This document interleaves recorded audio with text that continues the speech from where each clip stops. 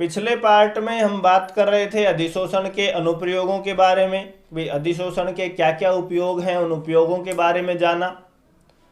अब हम बात करेंगे उत्प्रेरण के बारे में। तो नेक्स्ट टॉपिक आता है हमारे पास में उत्प्रेरण। उत्प्रेरण की बात करें तो वैज्ञानिक था बर्जीलियस।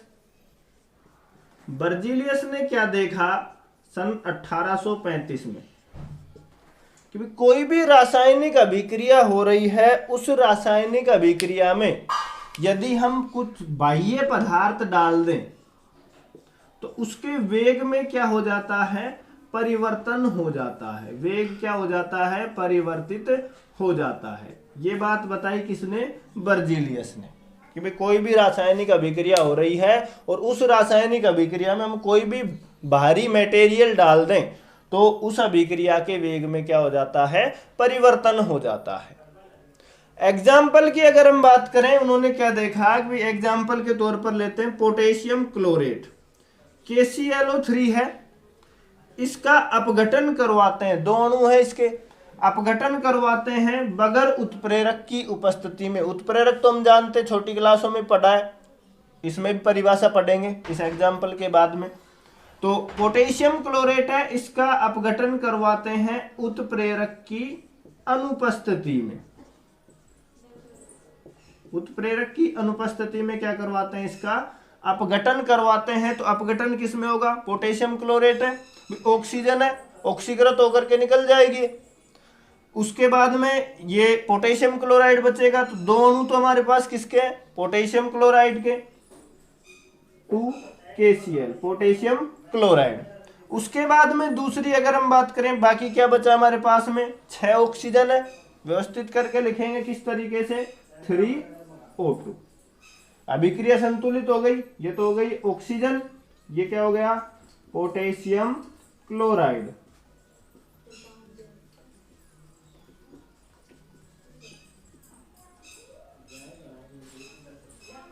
इसकी अगर हम बात करें, इसका क्या नाम है, पोटेशियम क्लोरेट। ये तो था भाई उत्प्रेरक की अनुपस्थिति में क्या करवाया, पोटेशियम क्लोरेट का अपघटन करवाया। किस में बदल गया, पोटेशियम क्लोराइड और ऑक्सीजन में। तो इसके लिए जो टेम्परेचर चाहिए था वो टेम्परेचर था 600 डिग्री सेल्सियस।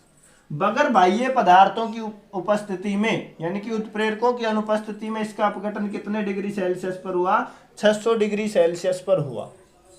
अब बर्जीलियस ने क्या किया कि भाई ये जो पोटेशियम क्लोरेट है 2KClO3, 2 अणु है पोटेशियम क्लोरेट के, इसका अपघटन करवाया उत्प्रेरक की उपस्थिति में। यानी कि उत्प्रेरक क्या लिया, ठोस मैग्नीज डाइऑक्साइड लिया, ठोस MnO2 लिया। ठोस MnO2 की उपस्थिति में क्या करवाया, इसका अपघटन करवाया। भाई प्रोडक्ट तो हमें यही प्राप्त होगा, पोटेशियम क्लोराइड और 3 ऑक्सीजन के अणु। तो उन्होंने क्या देखा कि पहले तो 600 डिग्री सेल्सियस टेम्परेचर चाहिए था, अब ठोस MnO2 डाला सॉलिड अवस्था में तो टेम्परेचर केवल 338 डिग्री सेल्सियस में ही इसका अपघटन हो गया। और विशेष बात क्या थी, नोट करने वाली बात थी कि भाई जो बाह्य पदार्थ डाला, उस बाह्य पदार्थ का रासायनिक संगठन या गुण की अगर हम बात करें या मात्रा की बात करें, उसमें कोई भी परिवर्तन नहीं हुआ। तो इस आधार पर उन्हें क्या नाम दिया, बाह्य पदार्थों को उत्प्रेरक नाम दिया। अब उत्प्रेरक क्या है उसकी परिभाषा पढ़ते हैं। तो ये समझ में आया कि उत्प्रेरकों की अनुपस्थिति में अपघटन कराया पोटेशियम क्लोरेट का, 600 डिग्री सेल्सियस टेम्परेचर चाहिए, उत्प्रेरक डाला ठोस MnO2, 338 डिग्री सेल्सियस में ही काम हो गया, अपघटन हो गया इसका। और विशेष बात क्या थी कि भाई जो हमने क्या डाला, जो बाह्य पदार्थ डाला था, उस बाह्य पदार्थ में ना तो उसके संगठन में कोई परिवर्तन आया, ना ही उसकी मात्रा में कोई परिवर्तन आया, ना ही उसके गुणों में कोई परिवर्तन आया। तो इस आधार पर उसे क्या नाम दिया, उत्प्रेरक नाम दिया। तो इसको रिएक्शन को नोट कर सकते हैं आप वीडियो को पॉज करके। अब हम बात करते हैं उत्प्रेरक की परिभाषा के बारे में। भाई उत्प्रेरक है, उत्प्रेरक की परिभाषा क्या है और उत्प्रेरण क्या है। उसकी बात करते हैं। उत्प्रेरक किसे कहेंगे? तो वे पदार्थ जो रासायनिक अभिक्रिया के, वे पदार्थ जो रासायनिक अभिक्रिया के वेग को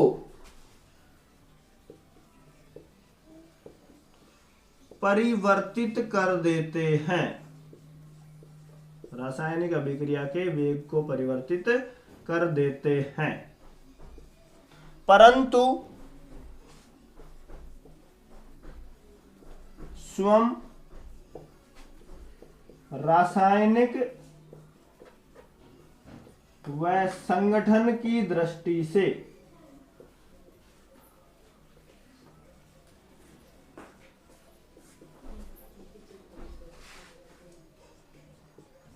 अपरिवर्तित रहते हैं।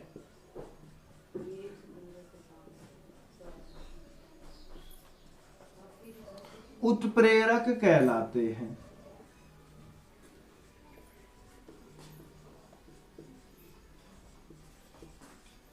और जो ये पूरी प्रोसेस है, ये पूरी प्रोसेस क्या कहलाती है? उत्प्रेरण कहलाती है। तथा यह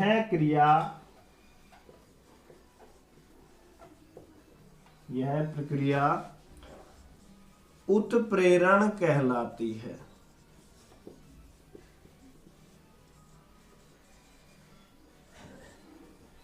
ये हो गई उत्प्रेरण की परिभाषा। दो परिभाषाएं पढ़ी हमने। सवाल ये भी बन सकता है कि भाई उत्प्रेरक किसे कहेंगे, और दूसरा सवाल ये भी बन सकता है कि उत्प्रेरण किसे कहेंगे। तो उत्प्रेरक किसे कहेंगे पहले बात कर लेते हैं उत्प्रेरक की। उत्प्रेरक किसे कहेंगे? तो उत्प्रेरक की परिभाषा हो गई यहां तक, भाई वे पदार्थ जो रासायनिक अभिक्रिया के वेग को क्या कर देते हैं? बदल देते हैं। चाहे वो कम करे ज्यादा करे वो अलग बात है, वेग बदलना चाहिए, स्पीड बदलनी चाहिए। तो वे पदार्थ जो रासायनिक अभिक्रिया के वेग को परिवर्तित कर देते हैं तथा साथ ही जो स्वयं है रासायनिक व संगठन की दृष्टि से क्या रहते हैं? अपरिवर्तित रहते हैं। द्रव्यमान बोल सकते हैं, यानी कि संगठन, या फिर द्रव्यमान की दृष्टि से, वजन की दृष्टि से कैसे रहते हो? अपरिवर्तित रहते हैं, उत्प्रेरक कहलाते हैं। और जो ये संपूर्ण प्रोसेस है वो संपूर्ण प्रोसेस क्या कहलाती है? उत्प्रेरण कहलाती है। तो ये थी उत्प्रेरण की परिभाषा। दो परिभाषाएं पढ़ ली हमने, उत्प्रेरक की भी और उत्प्रेरण की भी। उसके बाद में नेक्स्ट बात करते हैं हम उत्प्रेरकों के प्रकार।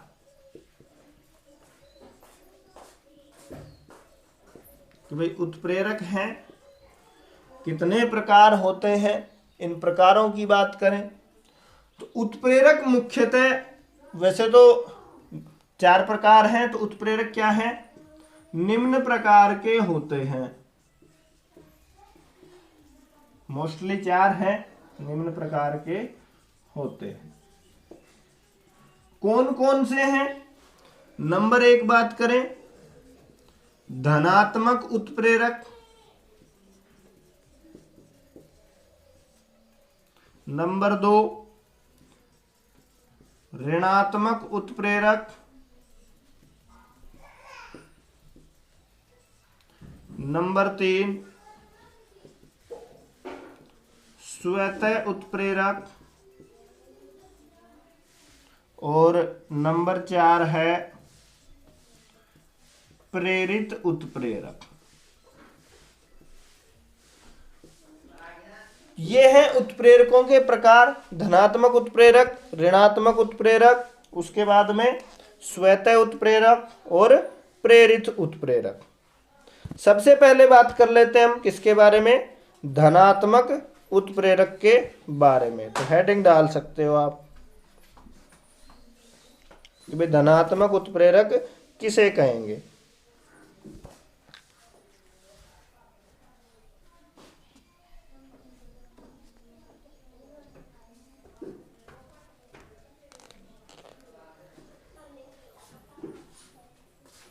चलिए अब बात करते हैं हम धनात्मक उत्प्रेरक के बारे में।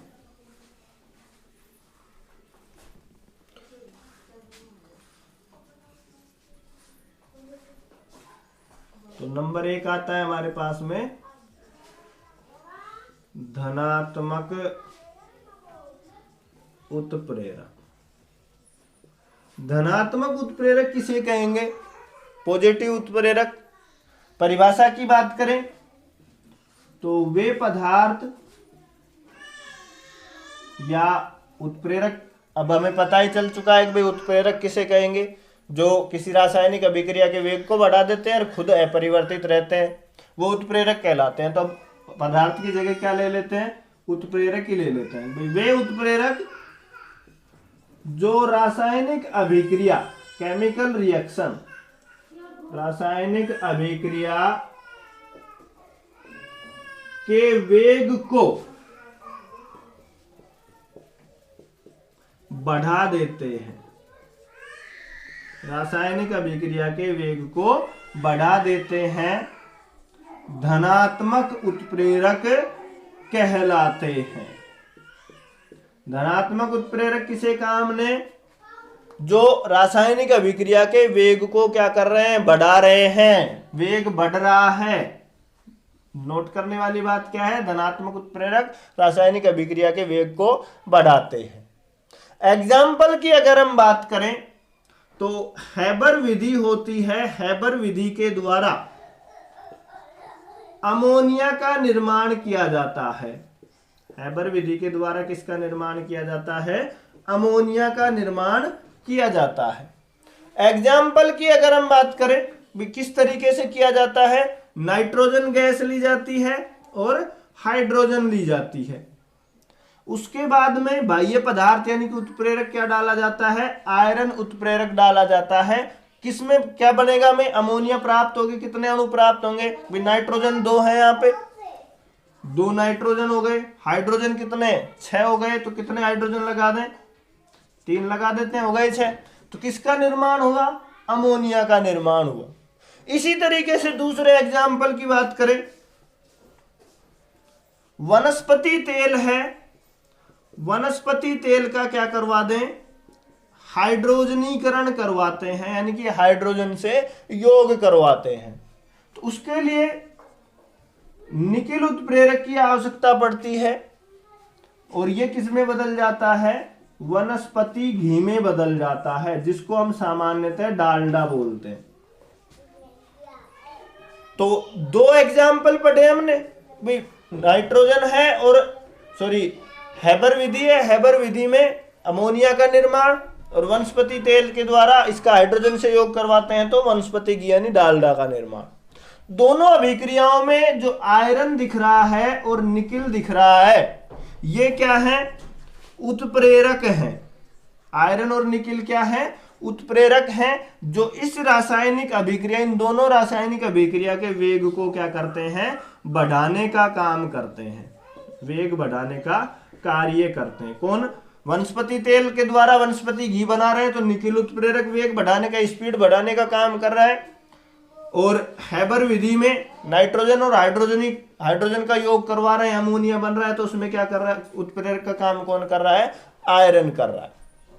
अब हम बात कर रहे हैं कि जो ये आयरन है और निकिल है, काम क्या कर रहे हैं? तो ये रासायनिक अभिक्रिया की जो सक्रियण ऊर्जा है, जिसको हम सामान्यतः संक्रियण ऊर्जा है, इसको क्या कर देते हैं? संक्रियण ऊर्जा को कम कर देते हैं। भी जितनी ऊर्जा चाहिए थी रासायनिक अभिक्रिया को कंप्लीट होने के लिए, उससे कम ऊर्जा में ही क्या कर देते हैं? उत्पाद प्राप्त कर देते हैं, उत्पादों का निर्माण कर देते हैं। भी जैसे अगर हम बात कर लें कि भाई हमें 20 किलोमीटर जाना है, 20 किलोमीटर के लिए हमें आधा लीटर पेट्रोल चाहिए, तो वही काम ये उत्प्रेरक क्या कर रहे हैं?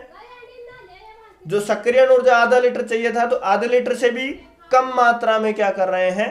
प्रोडक्ट का निर्माण कर रहे हैं, यानी कि निश्चित दूरी तक पहुंचाने का कार्य कर रहे हैं। वो है सक्रियण ऊर्जा। सक्रियण ऊर्जा के बारे में हमने भौतिक अधिशोषण और रासायनिक अधिशोषण अंतर के टाइम भी पढ़ा था हमने।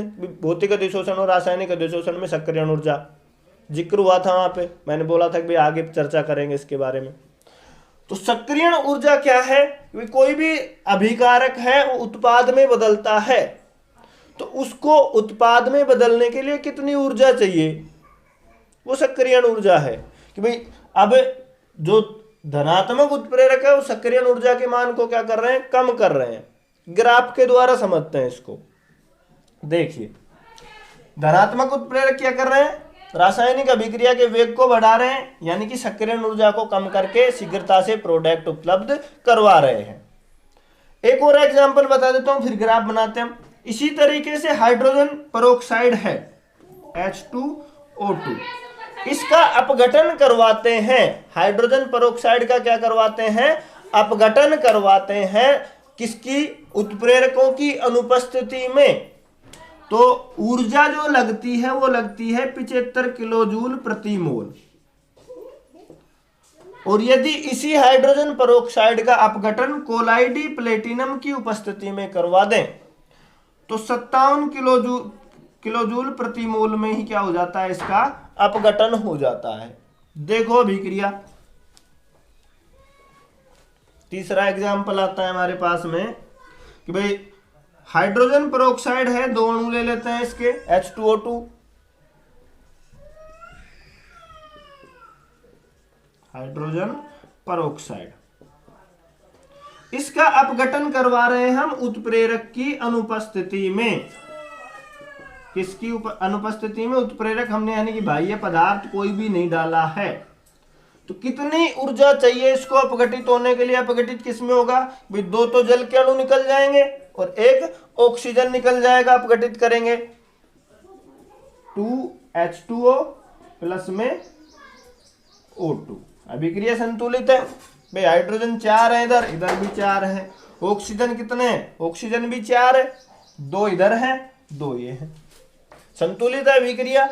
हाइड्रोजन पेरोक्साइड का उत्प्रेरकों की अनुपस्थिति में करवा रहे हैं अपघटन, तो कितनी ऊर्जा चाहिए? 75 किलो जूल प्रति मोल चाहिए। अब यदि इसी हाइड्रोजन पेरोक्साइड का अपघटन करवा दें, उत्प्रेरक डाल दें कोलाइडी प्लेटिनम, तो इसके लिए अपघटन तो वही होगा सेम, 2 जल के अणु बनेंगे और 1 ऑक्सीजन बनेगा। लेकिन जो एनर्जी पहले 75 किलोजूल प्रति मोल चाहिए थी, अब कितने में ही काम हो जाएगा? 57 किलोजूल प्रति मोल में ही इसका अपघटन हो जाएगा। तो 3 एग्जाम्पल पढ़े हैं यहाँ पे। ये कोलाइडी प्लेटिनम अभिक्रिया के वेग को बढ़ा रहा है, यानी सक्रियण ऊर्जा पहले जितनी ऊर्जा चाहिए थी 75 किलो जूल प्रति मोल, उससे कम में ही काम कर रहा है, यानी सक्रियण ऊर्जा के मान को क्या कर रहा है? कम कर रहा है। अब बनाते हैं ग्राफ के द्वारा समझते हैं। तो इन तीनों रिएक्शन से इनको वीडियो को पॉज करके नोट कर सकते हैं। चलिए ग्राफ की बात करते हैं। ग्राफ खींचते हैं हम सक्रियण ऊर्जा और अभिक्रिया के मार्ग के बीच में। इनकी अभिक्रिया जो ग्राफ ले लेते हैं हम, ये तो ले लेते हैं हम क्या? अभिक्रिया का मार्ग, अभिक्रिया का पथ बोल सकते हैं या मार्ग। अभिक्रिया इस साइड से उस तरफ गमन कर रही है। दूसरा इधर ले लेते हैं, इस साइड में हम संक्रियण ऊर्जा।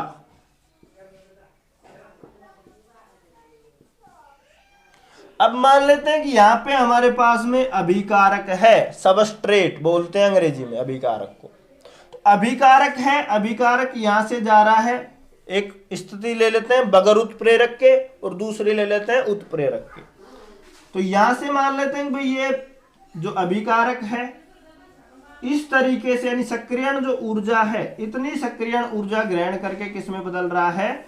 उत्पाद में बदल रहा है। यहां पे हमें प्रोडक्ट प्राप्त हो गया, उत्पाद। ये क्या था? अभिकारक। इसकी अगर हम बात करें, यहां पे अभिकारक उत्पाद में बदला, इसको पॉइंट को दे देते हैं हम कौन सा?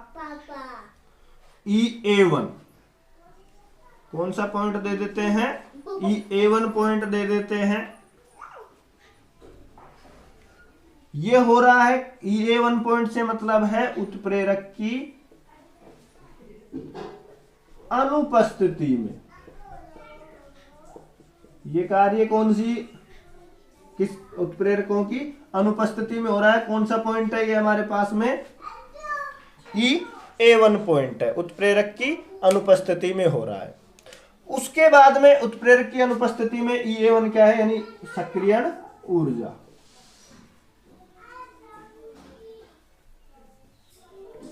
अब बात करते हैं, ये तो हो गया उत्प्रेरकों की अनुपस्थिति में। अब हमने क्या किया कि भाई इस अभिक्रिया में, ये उत्प्रेरकों की अनुपस्थिति में यहां से इतनी सक्रियण ऊर्जा की आवश्यकता पड़ रही थी उत्पाद बनाने में। अब हमने क्या किया, इस अभिक्रिया में क्या डाल दिया, उत्प्रेरक डाल दिया। और उत्प्रेरक कौन सा था? धनात्मक उत्प्रेरक था। तो धनात्मक उत्प्रेरक क्या करेंगे, इसकी जो सक्रियण ऊर्जा थी, पहले इस मार्ग से होकर के गुजर रहे थे, ये इसको शॉर्टकटी यानी कि कम ऊर्जा में क्या कर देगा, प्रोडक्ट उपलब्ध करवा देगा। तो इस पॉइंट को क्या दे दें हम, EA2, यानी कि उत्प्रेरक की उपस्थिति में संक्रियण ऊर्जा।